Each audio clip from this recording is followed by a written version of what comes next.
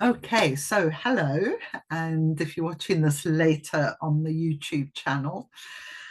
Um, so the other day I was listening to Rosie Aronson from the Dream Arc, and she was talking about this amazing time we're in at the moment because there's a lot of planets changing sign, and there's also quite a lot of trans-Neptunian objects, like right on the cusp of different signs. And this represents big collective shifts when they either change signs or change gene keys. So I was like, oh, okay, I've sort of been focused on some of these things, like mostly Pluto going into Aquarius, and then on the 2nd of September it goes back into Capricorn for the last time. I keep thinking it's the last time, but I think this time definitely is the last time. Um, but what would it be like to kind of look at all these big changes together? Like, what story will they reveal? And that's a question for you because I've kind of put it together. So, what do you also see in this story that's unfolding here? So, I've got a little presentation with astrology. Okay, so I've just been so it's just been doing this presentation on Eris, who was one of the first trans-Neptunian objects to be discovered. And she caused a great furore. That's why she was named Eris. And as a result of her discovery, and lots of arguments in the astronomy community, which still continue actually to this day, it's not been resolved. Pluto was demoted. And so we have Pluto in this incredible time, like moving into Aquarius, like a gate opening into the Aquarian energies. It has been open before, but Pluto is kind of it's like the door was ajar and now it's much more open. And then we have these trans-Neptunian changes. And I think it's always useful to look at where we're going with 2027. So, as the old cross of planning is disintegrating, we're going into the sleeping phoenix. And I must say, like, I feel the dream arc to be an incredible part of that sleeping phoenix energy, but also the whole recalibration of masculine and feminine. So these goddess asteroids kind of give us really tangible ways in which the masculine and feminine are being kind of recalibrated, old coding and new coding.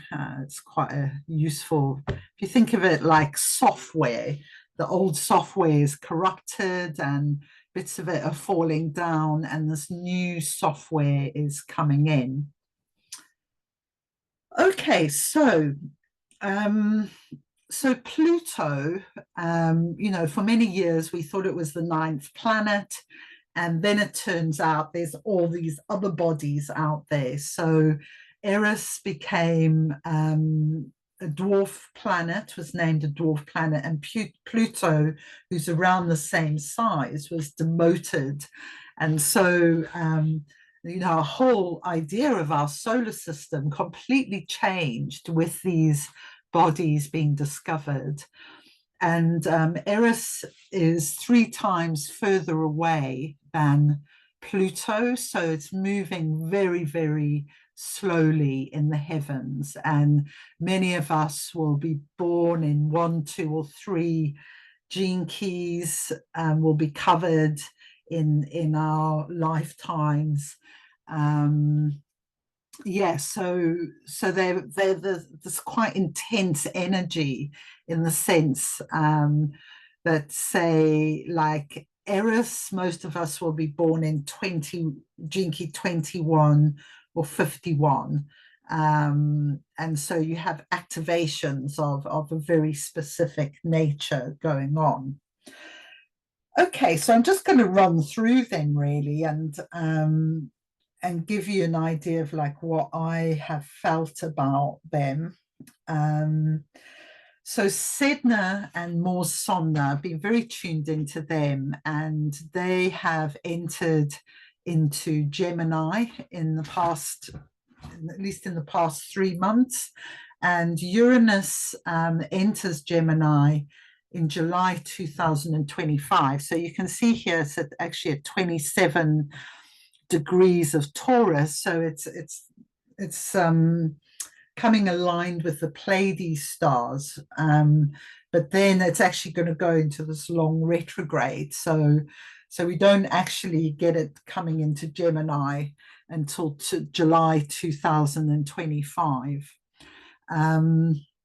And that's going to be a big change as well. But in the meantime, we have Sedna, who's a real cultural breaker, a sea goddess as well. So she's bringing a lot of environmental issues to the fore. And Mors Somna, so Mors is like dreaming, and Mors is death and Somna's dreaming. And they're twins, these two, they're Roman twins.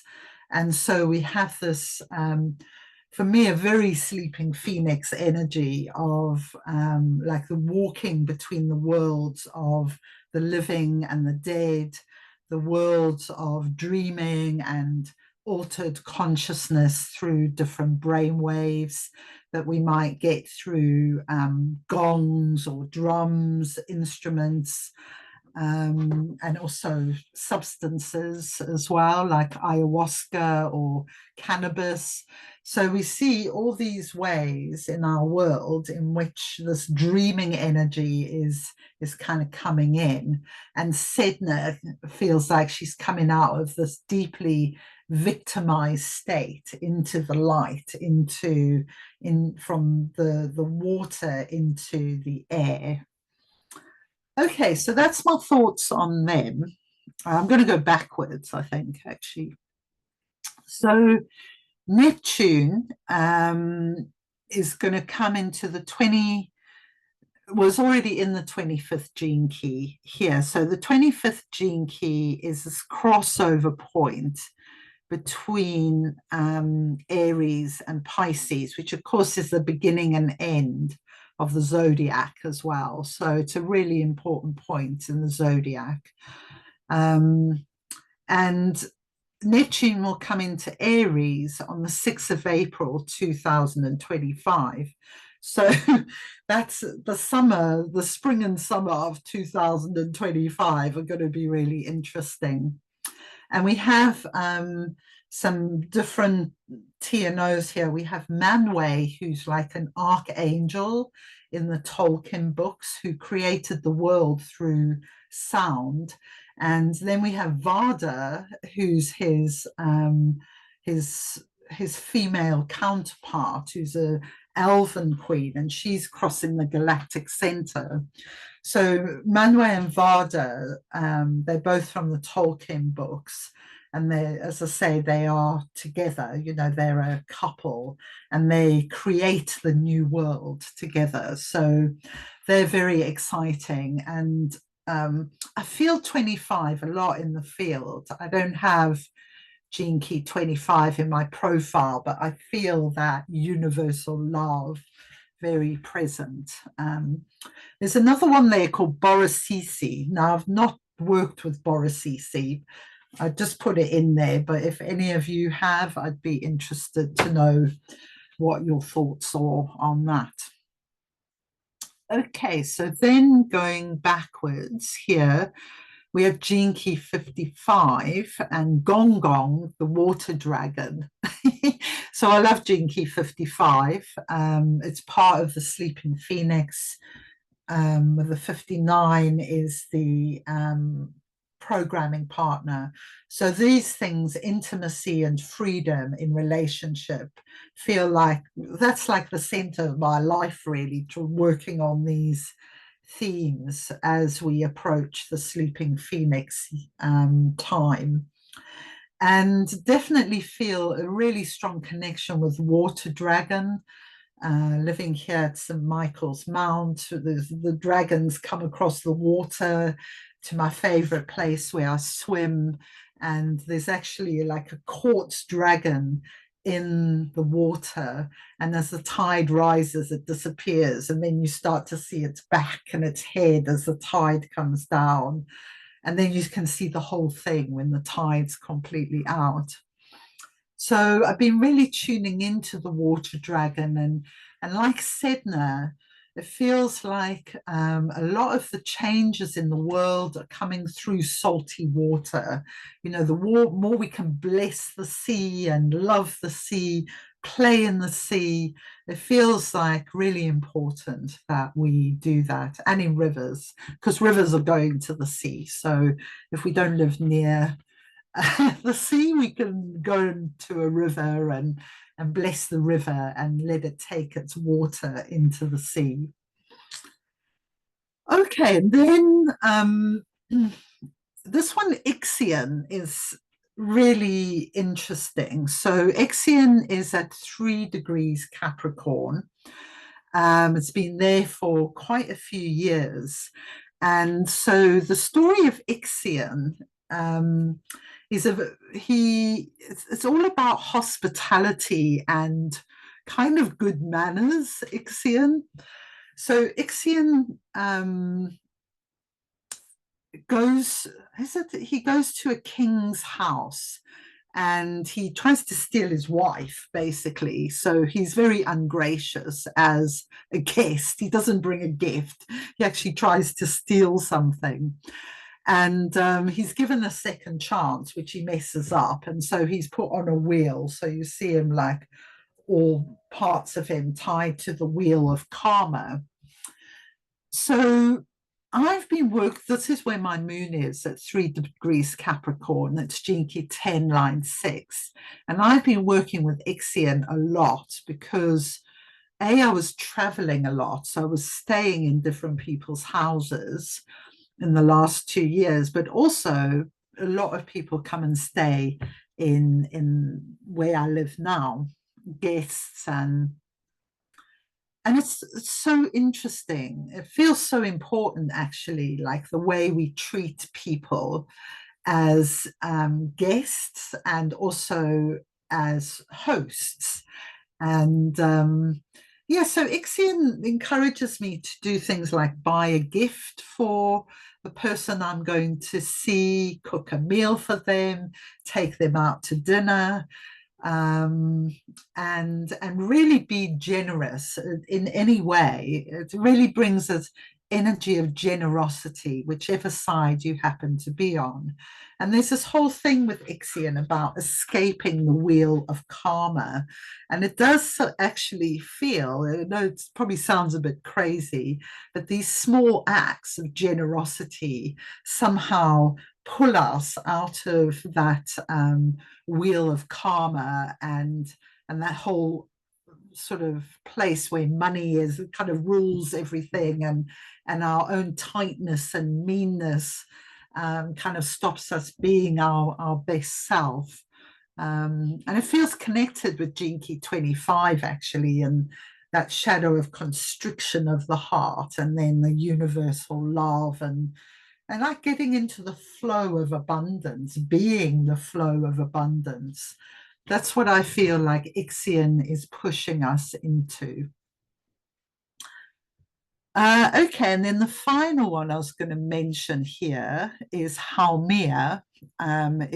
So she was hovering on 29 degrees Libra, and we had the first Venus star point in Libra a couple of cycles back was at 29 Libra, and Haumea was there. And now she's just moved into Scorpio, and this Jinky 50, which I feel really in the field as well. The spider, the weaver, is at the heart of the dream arc. And it is this kind of the cleaning up of the corrupted ideas and belief systems of our world. And so Haumea is a Hawaiian goddess of rebirth.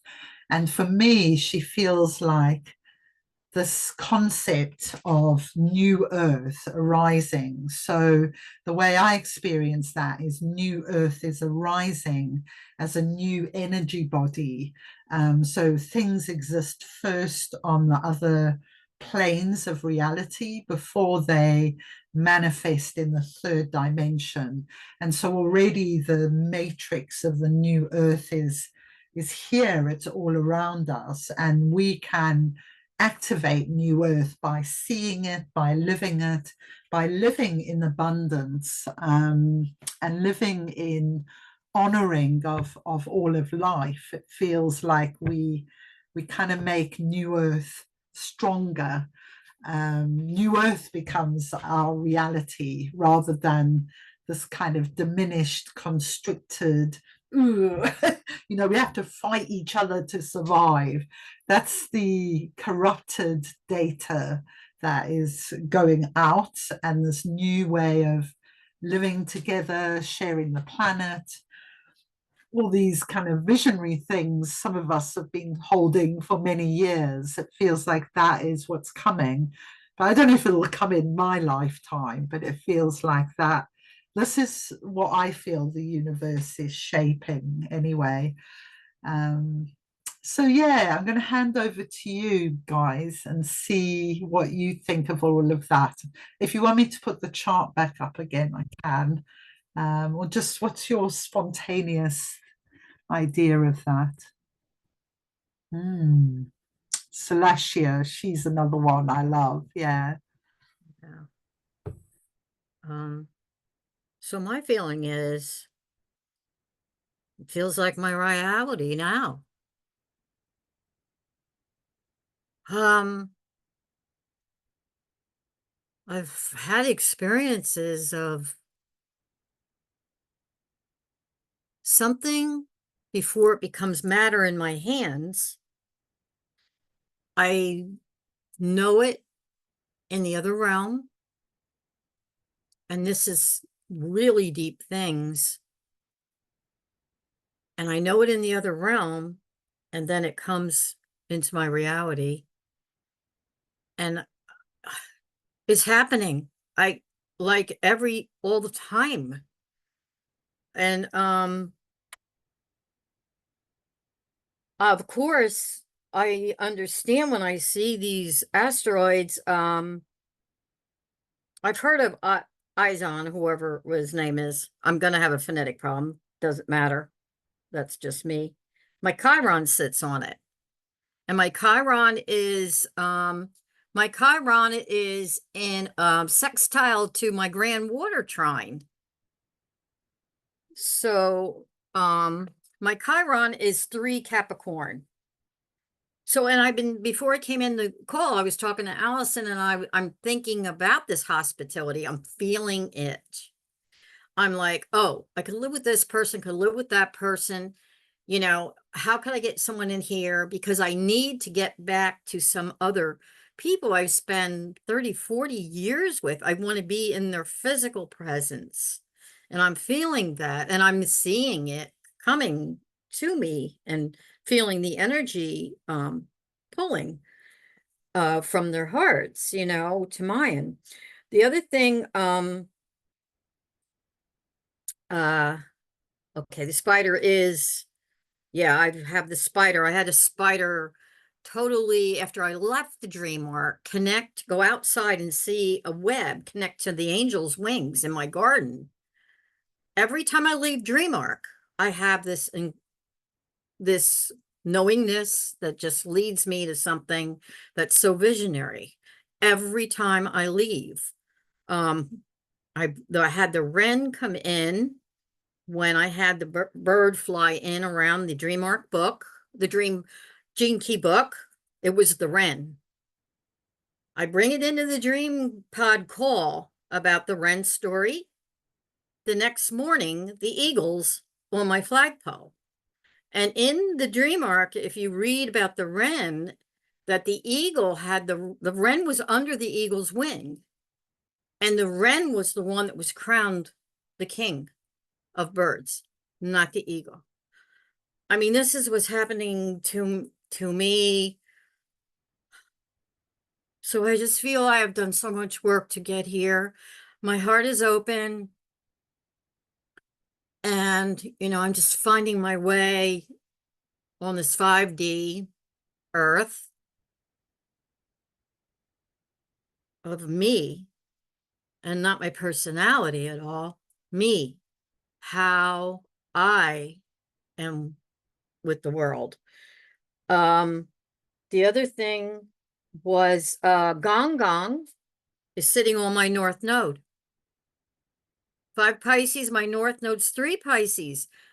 Ceres, Ceres, great mother, is 9 Pisces. Nurturing the world.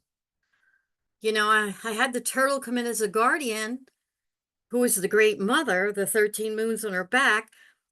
When I'm working the 13 moons through galactic astrology, I have the vision in the morning. I go to the calendar, and I've had the vision before I look at the calendar. So it's like I'm in this reality of the consciousness receiving, and then I'm in 5D earth, and it's like it's connected as that red skywalker bringing the heaven to the earth through my heart for all. The invisible temple. And I mean, I do these prayers and manifestations every day, living my archetype. Yeah, the water dragon, yeah. And I have the 5559 as my conscious north and south node. 55-4 is my conscious node. 59-4 is my unconscious, my conscious node. Conscious, 55-4. Okay, so I have the 55-59 there. Now I was telling astronaut, I have 7 asteroids in 59 and 3 contacts in the planet. So I'm just, yeah, it's been a big rebirth, and I'm just,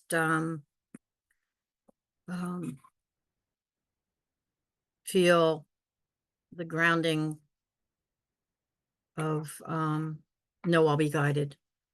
Why? I'm guided. I'm guided. I'm guided. I'm guided. Just trust you'll be guided in the root chakra, which is 39 for me. So, yeah, thank you, Allison. It's not always easy because I'm alone, but that's the heron, the crow is here every day. Or King Arthur win the round table. He's here every day, and he brings the round table. He brings the other crows, and that starts it. But thank you all for letting me share, and